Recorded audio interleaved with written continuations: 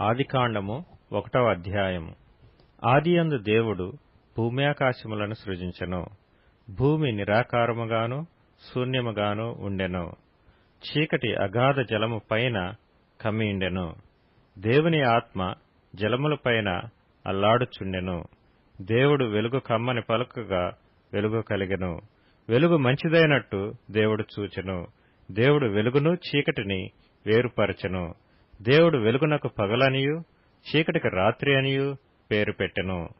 అస్తమయమును ఉదయమును కలగగా ఒక దినమాయెను. మరియు దేవుడు జలముల మధ్యనొక విశాలము కలిగి ఆ జలములను ఈ జలములను వేరుపరచును గాకని పలికెను.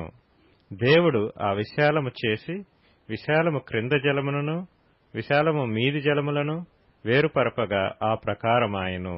దేవుడు ఆ విశాలమునకు ఆకాశమని పేరు పెట్టెను. అస్తమయమును ఉదయమును కలుగగా 2వ దినమాయెను. దేవుడు ఆకాశము క్రిందనున్న జలములో ఒకచోటనే కూర్చబడి ఆరిన నేల కనబడునుగాకని పలకగా ఆ ప్రకారమాయెను. దేవుడు ఆరిన నేలకు భూమి అని పేరు పెట్టెను. జలరాశికి ఆయన సముద్రములని పేరు పెట్టెను. అది మంచిదని దేవుడు చూచెను. దేవుడు గడ్డిని విత్తనములిచ్చు చెట్లను భూమి మీద తమ తమ జాతి ప్రకారము తమలో విత్తనములు గల ఫల వృక్షములను భూమి మొలిపించు కాకని పలుకగా ఆ ప్రకారమాయెను.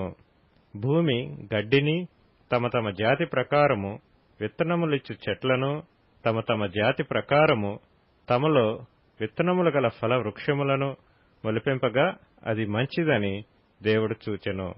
అస్తమయమును ఉదయమును కలగగా 3వ దినమాయెను. దేవుడు పగటిని రాత్రిని వేరుపరచునట్లు ఆకాశ విశాలమందు జ్యోతులు కలుగునుగాకనియు అవి సూచనలను కాలములను దిన సంవత్సరములను సూచించుటకై యుండుగాకనియు భూమి మీద వెలుగిచ్చుటకు అవి ఆకాశ విశాలమందు జ్యోతులై యుండుగాకనియు పలికెను. ఆ ప్రకారమాయెను. దేవుడు ఆ 2 గొప్ప జ్యోతులను అనగా పగటిని ఏలుటకు పెద్ద జ్యోతిని రాత్రిని ఏలుటకు చిన్న జ్యోతిని నక్షత్రములను చేసెను. భూమి మీద వెలుగిచ్చుటకును పగటిని రాత్రిని ఏలుటకును వెలుగును చీకటిని వేరుపరచుటకును దేవుడు ఆకాశ విశాలమందు వాటినుంచెను. అది మంచిదని దేవుడు చూచెను. అస్తమయమును ఉదయమును కలుగగా 4వ దినమాయెను. దేవుడు జీవము కలిగి చలించు వాటిని జలములు సమృద్ధిగా పుట్టించునుగాకనియు పక్షులు భూమిపైని ఆకాశ విశాలములో ఎగురునుగాకనియు పలికెను. దేవుడు జలములలో వాటి వాటి జాతి ప్రకారము జలములు సమృద్ధిగా పుట్టించిన మహామత్స్యములను జీవము కలిగి చెలించు వాటినన్నిటినీ దాని దాని జాతి ప్రకారము రెక్కలు గల ప్రతి పక్షిని సృజించెను. అది మంచిదని దేవుడు చూచెను. దేవుడు మీరు ఫలించి అభివృద్ధి పొంది సముద్ర జలములలో నిండియుండుడనియు పక్షులు భూమి మీద విస్తరించునుగాకనియు వాటిని ఆశీర్వదించెను. అస్తమయమును ఉదయమును కలుగగా 5వ దినమాయెను. దేవుడు వాటి వాటి జాతి ప్రకారము జీవము గల వాటిని అనగా వాటి వాటి జాతి ప్రకారము పశువులను పురుగులను అడవి జంతువులను భూమి పుట్టించునుగాకని పలికెను. ఆ ప్రకారమాయెను. దేవుడు ఆయా జాతుల ప్రకారము అడవి జంతువులను ఆయా జాతుల ప్రకారము పశువులను ఆయా జాతుల ప్రకారము నేలను ప్రాకు ప్రతి పురుగును చేసెను. అది మంచిదని దేవుడు చూచెను. దేవుడు మన స్వరూపమందు మన పోలిక చొప్పున నరులను చేయుదుము. వారు సముద్రపు చేపలను ఆకాశ పక్షులను పశువులను సమస్త భూమిని భూమి మీద ప్రాకు ప్రతి జంతువును ఏలుదురుగాకనియు పలికెను. దేవుడు తన స్వరూపమందు నరుని సృజించెను.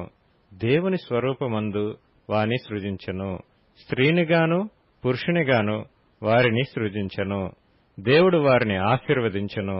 ఎట్లనగా మీరు ఫలించి అభివృద్ధి పొంది విస్తరించి భూమిని నిండించి దానిని లోపర్చుకొనుడి.